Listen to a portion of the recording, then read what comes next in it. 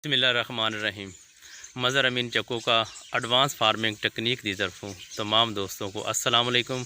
आज हम उस शख्सियत से बातचीत करेंगे लहसुन के मामले में, गार्लिक के मामले पर, और उसके बारे में असल बुनियादी जो हसूल होते हैं इसके लगाने के वो सारी ख़ुद बताएंगे। लेकिन उसका तारफ़ पहले हम उनसे तारफ़ पूछते हैं, फिर हम सारे सवालात उनसे ही पूछेंगे। अस्सलाम वालेकुम जी। जी वालेकुम अस्सलाम। जी गज़नफ़र साहब अपना पहले मुकम्मल तारफ़ करा दें और जी उसके बाद फिर वीडियो की तरफ आएँगे। जी गज़नफ़र अली नाम है और ट्री केयर प्रोफेशनल्स के नाम से कंसल्टेंसी का हम लोग काम कर रहे हैं। तो अब लहसुन का आपने जो है वो ज़िक्र किया है, आजकल काफ़ी ज़्यादा इसका बल्कि जो है वो ट्रेंड भी मुख्तलिफ़ काश्तकारों में इसका शुरू हो गया है। हाई वैल्यू क्रॉप है और यील्ड ज़्यादा होने की वजह से और आउटपुट पर एकड़ ज़्यादा होने की वजह से इसके अंदर आजकल एक बहुत बड़ा जो है वो हमारे जो पुराने काश्तकार हैं उनका भी रुझान देखा जा रहा है और कुछ हमारे नए दोस्त जो हैं वो भी इस शोबे के अंदर जो है वो कदम रख रहे हैं।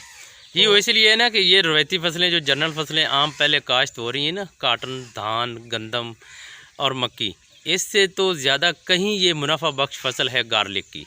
जी तो इसलिए मैं आज आपको तकलीफ़ दे रहा हूँ ताकि लोगों को फ़वायद हो, इसके फ़ायदे मिल सकें और इसके बुनियादी असूल जो हैं वो समझा दें। इसकी पैदावार कैसे ली जा सकती है सबसे ज़्यादा। जी जी मदर साहब बिल्कुल सही है और बल्कि मैं तो ये कहूँगा कि लोगों को आना चाहिए।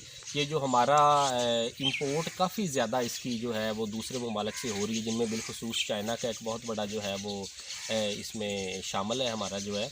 तो अगर हम लोग खुद कफ़ील हो जाएं इसके अंदर जो है हमारी मकामी ज़रूरत पूरा करने के लिए, बल्कि ना सिर्फ खुद कफ़ील हो जाएं बल्कि दूसरे हमारे जो ममालिक हैं उनको हम इसको एक्सपोर्ट करने के काबिल हो जाए, तो इसमें हमारे मुल्क का भी एक बहुत बड़ा फ़ायदा है और हमारा जो काश्तकार है उसकी भी जो आमदन के ज़राए हैं वो बहुत ज़्यादा बढ़ जाएंगे, फ़ी एकड़ उसकी पैदावार बढ़ जाएगी। और इन आजकल के जो मसाइल के अंदर हमारा काश्तकार जकड़ा हुआ है, आजकल के इनपुट्स जो हैं वो ज़्यादा हैं, जबकि जो उसकी जब फसल मार्केट के अंदर आती है तो उसकी वैल्यू जो है वो फ्लक्चुएट करती रहती है, कभी बढ़ जाती है कभी कम हो जी जाती है। जी इस बल्कि कम तो उन दिनों में होती है जब काश्तकार की फसल आती है और बढ़ती उस वक्त है जब काश्तकार उसको मार्केट जी में फ़रोख्त कर चुका जी होता है। इसके साथ साथ ये है कि आप टेक्निकल बातों के साथ साथ ना आप सादा सी अल्फाज में, ताकि हमारे जी ज़िम्मेदारों की जी अक्सरियत जो है ना जी जी लगाने वाली वो सादा ज़बान में है, हम जैसे लोगों को सीखने का अच्छा मौका मिलेगा। आप टेक्निकल बातें ज़रूर बताएं, ये नहीं हम जी कहते ना बताएं, जी लेकिन उसके साथ साथ सादा ज़बान में भी अल्फाज बात करते हैं हम। ये बुनियादी इसके क्या है असूल, क्या है इसके लगाने के। जी देखिए मतलब साहब पहले इसमें नंबर पर आज मैं आपकी बात फिर काट रहा जी हूँ, कुछ दोस्त गुस्से होते हैं, कहते हैं जी वो बात करने ही नहीं देता, जी जी ये बार बार बात करता है। जी मैं अब इसलिए बात बार बार करता हूँ कि सबसे पहले कि ज़मीन की सिलेक्शन कैसी होनी चाहिए। जी जी सर। देखें इसमें ये हमारी हाई वैल्यू क्रॉप है और इसमें ख़ास तौर पे जो फफूंदी है इसका हमला डे फर्स्ट से पहले दिन से ले के आखिर तक इसके ऊपर फफूंदी का हमला जो है वो बहुत ज़्यादा रहता है। तो उसमें देखें फफूंदी की फसल के ऊपर ज़्यादा उसका आ जाना, उसमें कुछ मखसूस हालात हैं जिनमें नमी का एक बहुत बड़ा किरदार है। तो मुख्तसरन इसमें इसका पहलू हम इस तरीके से कवर करेंगे। ऐसी ज़मीन जिसकी सीपेज बहुत ज़्यादा है, सीपेज से मुराद ये कि पानी लगाने के तकरीबन 12 घंटे के बाद उस ज़मीन में जो है वो पानी मौजूद नहीं होना चाहिए, मौजूद सारा ना का है, सारा पानी जो है वो जज़ब हो जाना चाहिए। ये और पानी बात खड़ा नहीं होना जी चाहिए इसे। बिल्कुल। और इसका दूसरा जो है वो एक आम काश्तकारों के लिए वो रफ़ में जो चीज़ इसका एक पैरामीटर गुजारिश करने लगा हूँ, उसमें चल के देखें, जिसे आम ज़ुबान में हम कहते हैं खोबा या कीचड़ जो है वो नहीं होना चाहिए, यानी उसके अंदर जो है वो कोई बंदा जो है वो चल सके उसके अंदर जो है वो। जी तो सीपेज जितनी अच्छी होगी जिस ज़मीन के अंदर, उसमें ये फले फूलेगा भी बहुत ज़्यादा जो है। और दूसरा उसमें बीमारियां और दूसरी जो चीज़ें हैं इसके ऊपर आके हमलावर होती हैं, इसकी पैदावार के अंदर रुकावट बनती हैं, उनमें भी बहुत ज़्यादा कमी आएगी और अखराजात में भी बहुत ज़्यादा कमी आएगी, अच्छा, खुसूसन सीपेज का फल आप लफ्ज़ इस्तेमाल कह से। रहे हैं। अगर पक्के वाट की ज़मीन है, एक जी मेरा ज़मीन होती है, जी गसरा बोलते हैं, जी एक होती है पक्के वाट की जी ज़मीन। जी जी अगर किसी के पास मेरा या गसरा ज़मीन नहीं है, जी तो पक्के वाट की ज़मीन में हम जिसे बोलते हैं, उसमें अगर 10-12 घंटे पानी खड़ा रहे, उसके जी बाद वो खुश्क हो जाए, जी तो फिर वो तो मुश्किल में है। हाँ उनके जी। लिए क्या हल है? देखिए लगाना मदर चाहिए ना उनको भी? हाँ, ये देखिए इसमें मदर साहब पहली तो रिकमेंडेशन जो मैंने पहले बात आपसे गुजारिश कर दी है, रिकमेंडेड तो यही है कि ऐसी ज़मीन का इंतखाब किया जाए जहाँ पे सीपेज जो है जिसकी बहुत अच्छी है। और अगर ऐसे कहीं मसाइल का सामना करना पड़ रहा है जिसमें बाद उसमें इनपुट्स डालने के बाद या बाद में कुछ कंडीशंस ऐसी बन जाती हैं, ज़मीन सख्त हो जाती है, तो वहाँ पे आजकल बाज़ार के अंदर काफ़ी ज़्यादा जो है वो सॉइल कंडीशनर जो हैं मुख्तलिफ नामों से बाज़ार में मौजूद हैं। अगर इनका इस्तेमाल कर लिया जाए तो ये ज़मीन को नरम और भुरभुरा करने के अंदर एक बहुत अहम किरदार अदा करते हैं। हाँ, यानी कि ह्यूमिक एसिड इस्तेमाल कर सकते सल्फर वगैरह और ह्यूमिक एसिड वगैरह, ये सॉइल कंडीशनर जो है, इसके अलावा बोरान भी, इसका भी एक अपना किरदार है जो है। तो ये चीज़ें उसको नरम और भुरभुरा करने के अंदर जो है वो यानी कि पक्के वट वाले जो हैं ज़मीन वाले वो भी लगा सकते हैं इसे, अगर कोई ऑप्शन उनके पास ना हो तो। प्रेफरेंस यही है कि पहले वो अच्छी सीपेज का करें, और अगर ये ऐसा है तो फिर उनको सॉइल कंडीशनर जो है वक्फे से उसमें तकरीबन 15 दिन के बाद उनको सॉइल कंडीशनर इस्तेमाल करना पड़ेगा उसमें। मेरा सबसे ज़्यादा जो मैंड में बना रहा हूँ वो पक्के वाट की ज़मीन वालों के लिए है। जी। अगर वो ये है कि अगर सीपेज वाली ज़मीन हो तो उसमें औस ज़्यादा आ जाएगी। हाँ। अगर पक्के वाट वाली ज़मीन है तो उसमें औस थोड़ी सी कम आ जाएगी, लेकिन ये रवायती फसलों से अच्छी रह जाएगी। हाँ, अच्छा ठीक है जी, आप अगर उसमें वो करेंगे। जी सर, हाँ जी। इसके बाद ये आप एक ज़मीन की सिलेक्शन हो गई, इसके बाद है कि बीज कितना लगाना है पर एकड़। जी, हम कुछ लोग लगाते हैं 5 मन, कुछ 6 मन लगाते हैं। मेरी जो रिकमेंडेशन है, मैं खुद लगा रहा हूँ, मैं 8 मन लगा रहा हूँ। आप अपने हिसाब से कितना बीज रिकमेंडेशन करते हैं? देखिए मदर साहब, इसमें जो प्रोडक्शन है इसकी, उसका बीज की मिकदार और पौधों की तादाद के साथ एक डायरेक्ट रिलेशन है इसमें जो है कि एक अगर वो उसका ये लगाएंगे, इसको लोकल ज़बान में इसको तुरी बोलते हैं, इसका एक पार्ट जो है लगाएंगे तो इससे पूरी की पूरी एक पोथी जो है वो इससे तैयार होनी है नॉर्मली। जी। ठीक है। अब इनकी क्वांटिटी जितनी ज़्यादा लगेगी उतनी ही ज़्यादा जो यील्ड है वो खेत के अंदर काश्तकार को आएगी। अब इसके मेथड है लगाने के लिए, मुख्तलिफ मेथड हमारे रवायती तरीके जो वो चल रहे हैं। मुख्तलिफ क्यारे बना के जो है उस तरीके से भी जो है वो लग रहा है, रेज्ड बेड में भी लग रहा है, बड़े रेज्ड बेड में भी लग रहा है, जो चौड़ा पटड़ा होता है उसमें भी लग रहा है, बारीक में भी लग रहा है। तो इसमें अब अगर मेरी रिकमेंडेशन या मेरा आप उसमें राय लें तो मेरी यही गुजारिश है कि इसमें जितनी ज़्यादा इसकी जो पोथियाँ हैं उनको जितनी ज़्यादा हवा लगेगी, जितना ज़्यादा उसको जो है वो एरेशन उसमें होगी, उतनी ज़्यादा उसने जो है वो फलना फूलना है। बाकी तमाम जो लवाजमात खाद के और दूसरे हैं उनके अलावा कुछ लोग जो हैं वो 42 इंच के बेड पर लगा रहे हैं, कुछ 30 इंच के बेड पर, कुछ लोग 24 इंच के बेड पर यानी 2 फुट वाले पर। और अक्सर जो है 80 बल्कि 90 से 95% जो लोग लगाते हैं वो फ्लैट ज़मीन पर लगाते हैं, क्यारे बना लेते हैं, 5-5 मरले के, 10-10 मरले के उसमें लगाते हैं। तो औसत पैदावार जो है वो सबसे ज़्यादा किस में आ सकती है? रेज्ड बेड जो हमारा खेलियाँ निकाल के चौड़े पटड़े जो हमारे बनाए जाते हैं वहाँ पे जो प्रोडक्शन है वो उनकी ज़्यादा आएगी जो है उनमें जो है, क्योंकि देखें बेसिकली इसको जो है वो सीपेज जो है वो चाहिए। रूट्स ने जस्ट ज़मीन से सीपेज लेनी है और उस सीपेज के ज़रिए नमी लेनी है, यानी कि उसने और उस नमी के ज़रिए तमाम जितने भी खादें हैं, जितने भी ताकत वाली चीज़ें ज़मीन से उसने उठानी है, वो उसने वहाँ से सिर्फ सीपेज के ज़रिए उठा के उसको जो है वो पौधे के अंदर, अपने तने के अंदर जो है वो उसने सप्लाई करते जाना है और वहाँ से खुराक बन के नीचे जो है वो स्टोर होती जाएगी। ये जो हमारे रिवाज जो खड़ा होता है कि खेलियों में या पीसी में पानी भर कर दे दो, इसका पानी का मकसद नहीं होता, सिर्फ नमी होनी चाहिए इसकी। जी बिल्कुल बिल्कुल इसी तरीके से है कि हमने सिर्फ नमी देनी है। अगर उसमें जिस तरह मैंने पहले बात गुजारिश की है कि ज़मीन के अंदर अगर तकरीबन 12 घंटे से ज़्यादा इस क्रॉप के अंदर पानी खड़ा रहेगा तो वो फ़ायदा देने की बजाय उल्टा जो है वो नुकसान वाली बात जो है वो बनना शुरू हो जाएगी। और उसमें एक तो ये है कि वहाँ पे जितनी देर तक पानी उसमें खड़ा। अच्छा, तो आप ये बात या मैं फिर आपकी काट रहा हूँ कि कुछ दोस्त नाराज़ हो जाते हैं कि बात बार बार काटते हैं। मैं कहता हूँ कि जो हमारे ज़हन में है ना सवाल हैं जो लोगों के पास होते हैं वो बोल नहीं सकते, वो पूछना चाहते हैं, मैं वो पूछना चाहता हूँ। ये बीज की रिकमेंडेशन भी होगी। अच्छा, बीज की आपने बतानी है, ज़्यादा पौधे लगें। अगर ज़्यादा पौधे लगें तो 10 मन लग जाएगा, 12 मन लगेगा या 15 मन लगेगा। हम तो कहते हैं कि 8-9 मन में भी ये पौधे पूरे हो सकते हैं।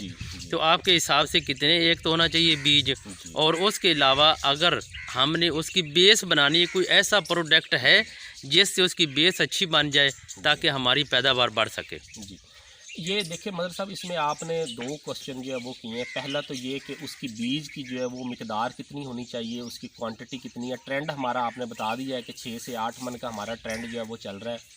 तो देखिए इसका अगर अगर हम जनरली ओवरऑल लोगों से पूछें तो वो उसमें, क्योंकि ये high inputs high value crop है जो है, तो बीज की जो है वो कॉस्ट ज़्यादा होने की वजह से इसको जो है वो उतनी पूरी मिकदार इसकी खेत के अंदर नहीं लगाए। ये सिर्फ बीज की कॉस्ट की वजह से लोग इसको ज़्यादा बीज नहीं लगा सकते ना? जी बिल्कुल। तो और औसत काम लेते हैं, प्रोडक्शन इसकी कम हो जाती कम आती है ऐसी। तो इसमें अगर हम बात करें इसकी फसल के स्टैंडर्ड्स की जो है, अगर हमने उसको फॉलो करना है तो उसमें मिनिमम हमारे पास जो है वो 1.5 से 2 मन फी कनाल जो है, हाँ 1.5 से 2 मन फी कनाल लगाएं, कनाल जो है वो इस्तेमाल करना तो पड़ेगा। उससे हिसाब से औसत पैदावार बढ़ जाएगी। डेफिनेटली बढ़ जाएगी।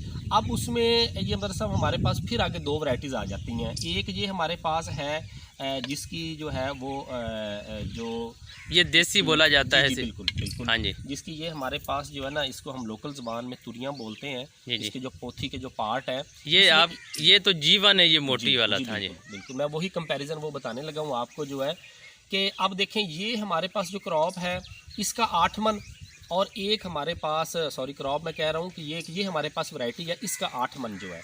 अब इन दोनों के 8 मन का हम मतलब सब कंपैरिजन जो है वो नहीं कर सकते।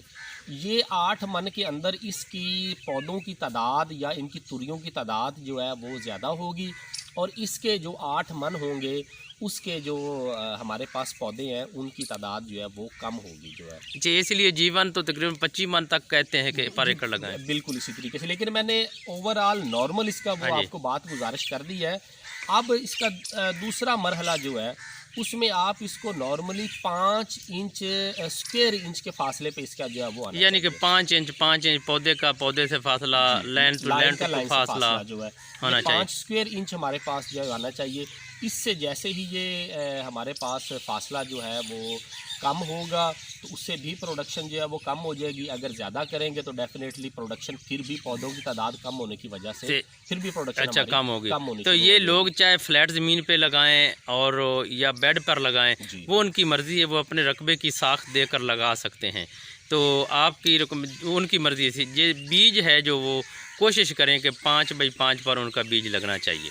ये इसमें मैं एक छोटी सी एक गुजारिश कर देता हूँ। रेज्ड बेड और फ्लैट बेड का 100 मन का तकरीबन डिफरेंस आ जाएगा यील्ड के अंदर। अच्छा, रेज बेड पर ज़्यादा आएगी? जी बिल्कुल। अच्छा, रेज्ड बेड जो है उसमें और दूसरा आपका जो फ्लैट लगा हुआ है उसमें 100 मन का उसका ना सिर्फ प्रोडक्शन का डिफरेंस मिल जाएगा, बल्कि जो क्वालिटी ऑफ फ्रूट है, जो इसकी पोथी बनेगी, उसके साइज़ के अंदर भी एक बहुत बड़ा ब्रेक थ्रू मिल जाएगा जहाँ पे उन्होंने रेज्ड बेड के अंदर लगाया होगा। जी जी। बात वही जिस तरह मैंने पहले चीज़ गुजारिश की थी कि पानी खड़ा रहे उस प्लांट जोन के अंदर, रूट जोन के अंदर जहाँ पे उसकी जड़ें हैं, जहाँ से उस न्यूट्रेंट लेने हैं, तो उतनी देर तक वो बिल्कुल एक उसकी ग्रोथ स्टंटेड रहती है, उसकी बढ़ोतरी। तो ये तो हो गए इसके बुनियादी असूल लगाने के और तुरी लगाने का। इससे अगला मरहला आएगा फिर बाद में अगली वीडियो में इंशाल्लाह आप बात करेंगे।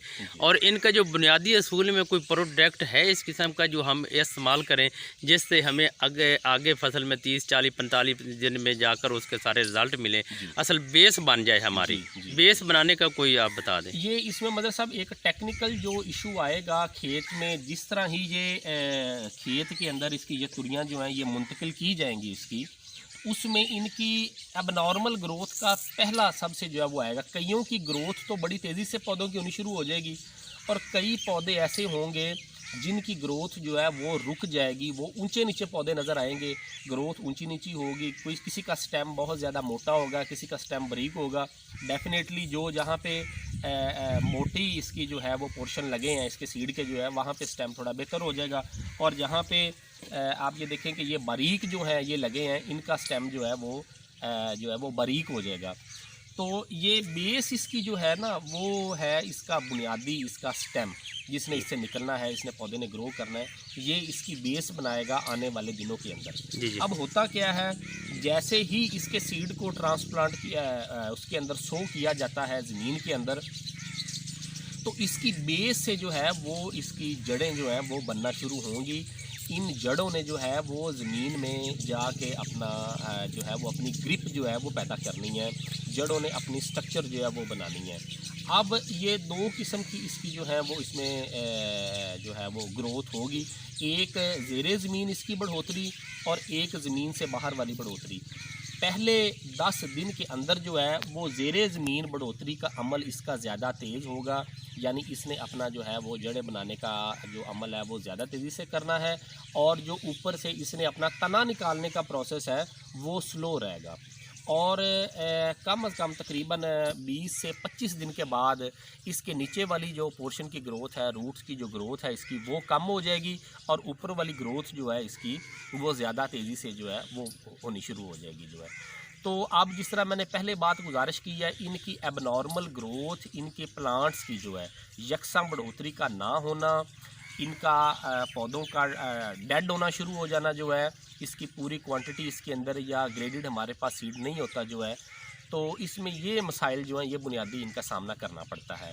तो मेरी गुजारिश इसमें यही है कि जैसे ही ये सीड इसका मुंतकिल किया जाए खेत के अंदर, तो उस स्टेज में ये औसले इसकी 3 बोतल एक कनाल के अंदर जो है वो उनको फ्लड करनी चाहिए जो है। एक कनाल के अंदर 3 बोतलें? जी 3 बोतल। इससे जो इसकी बेस बननी है नीचे जो है और इसके स्टेम की जो ग्रोथ होनी है, इसे कहते हैं हम रूट टू शूट रेशो जो है, यानी जड़ों की बढ़ोतरी की रेशो और इसके तने की ग्रोथ की रेशो जो है वो इसकी स्टैंडर्ड को जो है वो फॉलो करती रहेगी, नॉर्मल होती रहेगी ये इसकी। तो अगर हम न्यूट्रेंट इसको बहुत ज़्यादा दे दें या इब्तदाई तौर पे खाद बहुत ज़्यादा मिकदार में इसको डाल दें, लेकिन ये इसकी रूट और शूट की ग्रोथ की जो रेशो है वो इसकी एबनॉर्मल होगी, तो डेफिनेटली आने वाले दिनों में इसकी जो प्रोडक्शन है वो भी हमारी जो है वो कम हो जाएगी। अच्छा, तो हम ये जो बुनियादी आप बता रहे हैं इसमें हम ये औसले जो है अगर ये डाल दें तो ये मसाइल तकरीबन हल हो जाएंगे? हाँ, ये आलमोस्ट 80 से 90% ये पौधों की एबनॉर्मल बढ़ोतरी जो है ये इसकी मैनेज हो जाएगी जो है। मैनेज हो जाएगी पहले पानी के अंदर ही अगर इसको जो है ये इस्तेमाल करवा दें 3 बोतल एक कनाल के अंदर जो है, तो ये इसके इब्तदाई दिनों के अंदर जो मसाइल आते हैं ग्रोथ के, उसको दोबारा दिखाना थोड़ा सी बोतल को। हाँ जी, ये बोतल ऐसी, ये 3 बोतलें एक कनाल में 3 ये फ्लड करेंगे। तो ये मसाइल तकरीबन जो आपने बताए हैं बुनियादी, ये इंशाल्लाह हल हो जाएंगे। जी, और इसके आगे जो अगली होगी वीडियो इंशाल्लाह वो हम खाद पर, उसके मसाइल पर और उसका साइज़ फिर बढ़ाने के लिए वो इंशाल्लाह हम बताएँगे। ठीक है जी, इंशाल्लाह अगली वीडियो का इंतज़ार करें। उसकी मुकम्मल फिर इन्फॉर्मेशन जो होगी उसका साइज़ बढ़ाने का, उसका वज़न बढ़ाने का, उसकी ज़्यादा पैदावार लेने की, वो इंशाल्लाह हम अगली वीडियो में बताएंगे जी। वस्सलाम।